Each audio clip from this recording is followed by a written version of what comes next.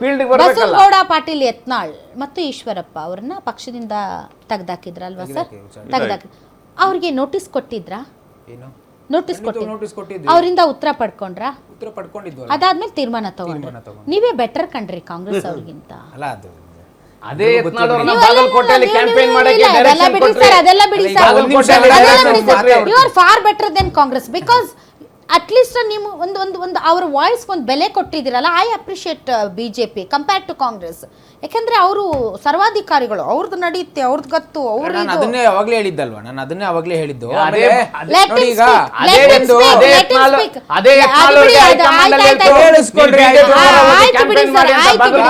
ಆಯ್ತು ಬಿಡಿ ಸರ್.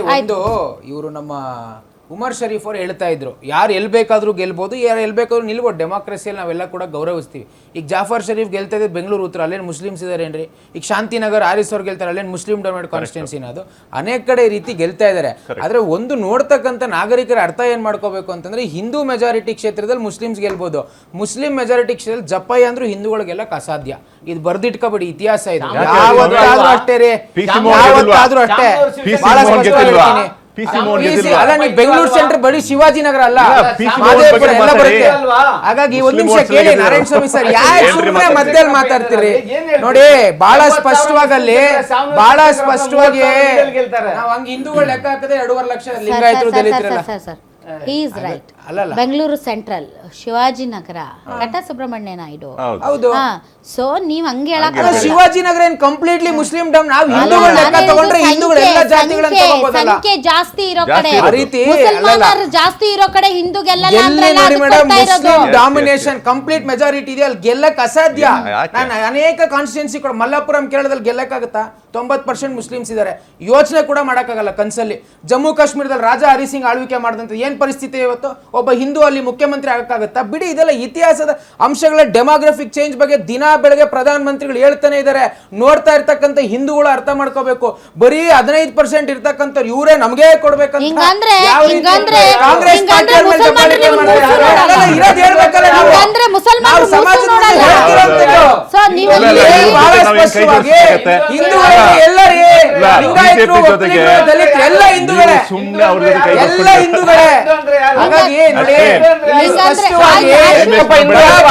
ಅನ್ನುವಂಥದ್ದು ಕಾಣಿಸ್ತಾ ಇದೆ. ಅಶ್ವಿನ್, ಕೋಲಾರಲ್ಲಿ 60,000 ಇದ್ದಾರೆ, ಗೆದ್ದಿರೋದು ಇದ್ದು ಅಲ್ವಾ? ಅಶ್ವಿನ್, ಭೂಮಿ ಹಸನಾಗಿದೆ, ಉಳ್ಬೇಕಷ್ಟೇ.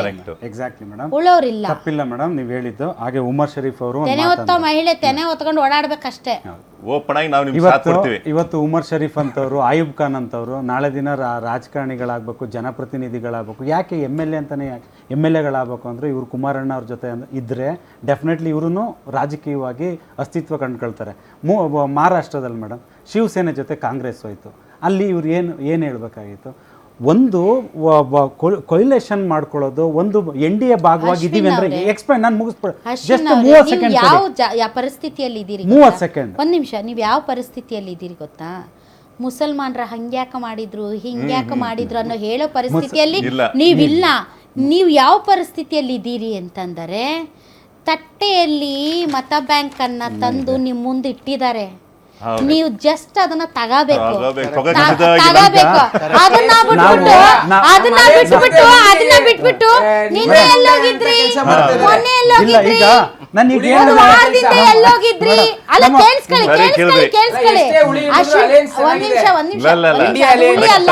ಉಳಿ ಅಲ್ಲ, ನನಗೊಂದು ಸರಿ ಅಧಿಕಾರ ಕೊಡಿ, ನನಗೊಂದು ಸರಿ ಬಹುಮತ ಕೊಡಿ. ನಿಮ್ ಪರವಾಗಿ ಮಾತಾಡ್ತಾ ಇದ್ದೀನಿ. ನನ್ಗೊಂದು ಸಲ ಬಹುಮತ ಕೊಡಿ, ನನ್ಗೆ ಸಂಪೂರ್ಣ ಬಹುಮತ ಕೊಡಿ. ನಾನು ಸಾಂದರ್ಭಿಕ ಶಿಶುವಾಗಿ 5 ವರ್ಷ ಪೂರೈಸದೆ ಹೋದೆ. ಈ ರಾಜ್ಯಕ್ಕೋಸ್ಕರ ನಾನು ಕಟ್ಟಿರುವಂತ ಕನಸುಗಳನ್ನ ಪೂರೈಸದೆ ಹೋದೆ. ಒಂದು ಸಲ ಅಂತ ಕೇಳಿದ್ರಿ, ಈಗ ತಟ್ಟೆಯಲ್ಲಿ ಹಾಕಿ ಕೊಡ್ತಾ ಇದ್ದಾರೆ. ಡಿಸೈಡ್ ಮಾಡ್ಬೇಕಾಗಿರೋದು ನೀವು ಹೊರತು ಮುಸಲ್ಮಾನರಲ್ಲ. ನೀವು ಡಿಸೈಡ್ ಮಾಡದೆ ಆವತ್ತೆಲ್ಲೋಗಿದ್ರಿ, ಇವತ್ತೆಲ್ಲೋಗಿದ್ರಿ, ವಾರದಿಂದ ಎಲ್ಲೋಗಿದ್ರಿ ಅಂತ ಅಂದ್ರೆ ಲೂಸರ್ಸ್ ಯಾರು ಹೇಳಿ? ನೀವೇ ಮಾತಾಡಿ. ಮೇಡಮ್, ಈಗ ನಾವು ಒಂದು NDA ಭಾಗವಾಗಿ ಕುಮಾರಣ್ಣವರು ಉತ್ತಮವಾದಂಥ ಕೆಲಸ ಮಾಡ್ತಿದ್ದಾರೆ. ಎಲ್ಲೂ ನೋಡಿ, ಇವತ್ತು ನಾವು BJP ಜೊತೆ ಇದ್ರೂ ಕರ್ನಾಟಕದಲ್ಲಿ ಎಲ್ಲೋ ಒಂದು ಕೋಮು ಗಲಭೆಗಳಾಗೋಂಥದ್ದು, ಪ್ರೇರಣೆ ಕೊಡೋವಂಥದ್ದು, ಅವು ಯಾವುದೂ ಕೆಲಸ ಆಗ್ತಿಲ್ಲ. ಕುಮಾರಣ್ಣ ಜಾತ್ಯತೀತ ನಾಯಕ, ಸನ್ಮಾನ್ಯ ಕುಮಾರಣ್ಣವರು ಜಾತ್ಯತೀತ ನಾಯಕ. ಡ್ಯಾಡೀಸ್ ಹೋಮ್ ಡ್ಯಾಡೀಸ್ ಹೋಮ್ ಅಂತ ಈಗ ಮುಸಲ್ಮಾನರು ಹೇಳ್ತಿದ್ದಾರೆ. ಡ್ಯಾಡಿಗೆ ಕರ್ನಾಟಕ ಇಷ್ಟ, ಡೆಲ್ಲಿ ಅಲ್ಲ. ಡ್ಯಾಡೀಸ್ ಹೋಮ್ ಅಂತ ಮುಸಲ್ಮಾನರು ಹೇಳ್ತಿದ್ದಾರೆ ಇವಾಗ. ನೀವು ಅದನ್ನ ಅರ್ಥ ನಿಜವಾಗ್ಲೂ ನಾವು ಮಾಡ್ಕೋಬೇಕು. ಬಿಜೆಪಿ ಜೊತೆ ಅನ್ಯೋನ್ಯವಾಗಿ ಇರೋದ್ರ ಅರ್ಥ ಈಗ ನಾವು ಏನು ಜಾತ್ಯತೀತ ಜನತಾ ದಳ ಅಂತ ನಾವೇನ್ ಅವ್ರ ತರ ನಾವು ಮುಸ್ಲಿಂ ವಿರೋಧಿಗಳಲ್ಲ ಅಂತ ಹೇಳಿ. ಮುಸ್ಲಿಂ ವಿರೋಧಿಗಳನ್ನ ನಮ್ಮನ್ನ ಯಾಕೆ ಕೂರಿಸ್ತಾ ಇದ್ದೀರಿ ನೀವು?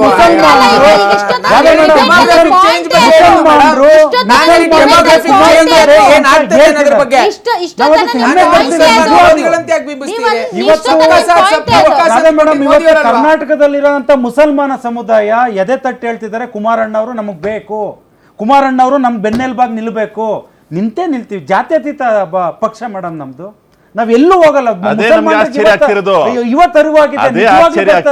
ಮುಸಲ್ಮಾನರು ಎಲ್ಲೂ ಹೋಗಲ್ಲ. ನಾನು ಹೇಳಿಲ್ವಾ ಇಂಥವೆಲ್ಲ ಜನ ಆಗ್ಬೇಕಂದ್ರೆ ಕುಮಾರಣ್ಣವರೇ ಬೇಕು. ಮೈತ್ರಿ ಹೆಂಗ್ ಮಾಡ್ಕೊಂಡ್ರಿ ಅಂತ ಅದೇ ಭಯ. ಮೈತ್ರಿ ಚೆನ್ನಾಗೇ ಇದ್ದೀವಿ ಬನ್ನಿ. 20 minutes ಇದೆ ಇನ್ನ.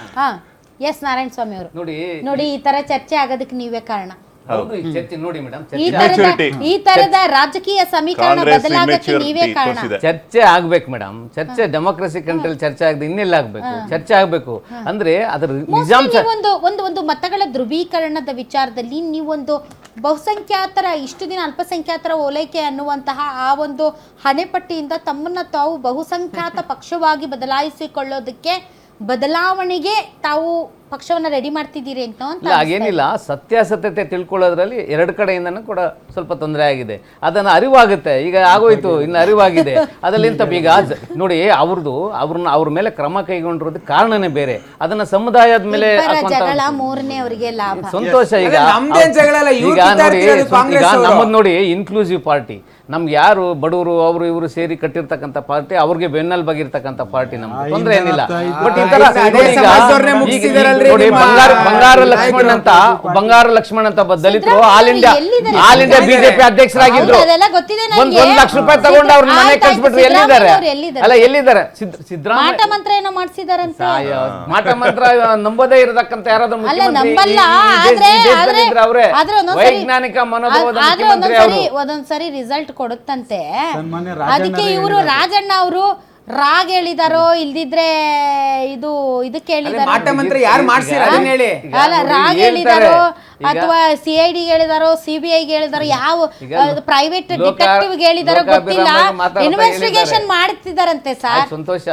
ಅಮೆರಿಕ ಇಂಟೆಲಿಜೆನ್ಸ್ ಮುಖ್ಯಮಂತ್ರಿಗಳು ಅದಕ್ಕೆಲ್ಲ ಅವಕಾಶ ಕೊಡೋದಿಲ್ಲ. ಬಹಳ ಎಲ್ಲಾರನ್ನು ಜೊತೆಗೆ ಇಟ್ಕೊಂಡು ಹೋಗ್ತಾರೆ. ಅವ್ರಿಗೂ ಸಮಾಧಾನ ಮಾಡ್ತೇನೆ. ಧರ್ಮಗುರುಗಳು ಏನು ಲೆಟರ್ ಕೊಡ್ಸಿದ್ದಾರೆ ಅವ್ರಿಗೆ ರಿಯಾಲಿಟಿನ ಅವ್ರ ಮುಂದೆ ಇಟ್ಟು ಅವ್ರನ್ನ ಕನ್ವಿನ್ಸ್ ಮಾಡ್ತಾರೆ. ಆಮೇಲೆ ಅವರು ಕನ್ವಿನ್ಸ್ ಆಗ್ತಾರೆ. ಸಮಾಜದ ಮೇಲೆ ಅವ್ರನ್ನ ತಗೊಳ್ಳಂಗಿಲ್ಲ. ಸಮಾಜ ಇದು ದಾವಣಗೆರೆ ಚುನಾವಣೆ ಯಾವುದೇ ಸಮಾಜ ಯಾವುದೇ ಸಮಾಜ ತಗೊಳ್ಬೇಕು ಅವಶ್ಯಕತೆ ಇಲ್ಲ. ಕಾರ್ಯಕ್ರಮದಲ್ಲಿ ಭಾಗವಹಿಸಿದ್ರಿ.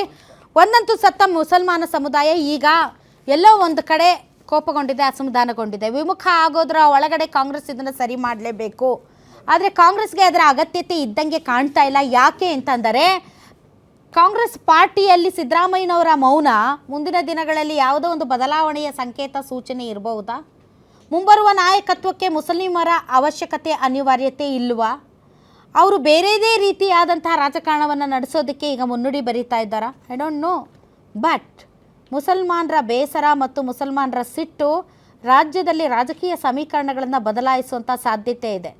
ಆದರೆ ಬಂದಂಥ ಅವಕಾಶವನ್ನು ಪರ್ಯಾಯ ಆಯ್ಕೆಯಾಗಿರುವಂತಹ ಒಂದು ಪ್ರಾದೇಶಿಕ ಪಕ್ಷ ಯಾವ ರೀತಿ ಕ್ಯಾಚ್ ಮಾಡ್ಕೊಳ್ಳುತ್ತೆ ಕಾದು ನೋಡಿ.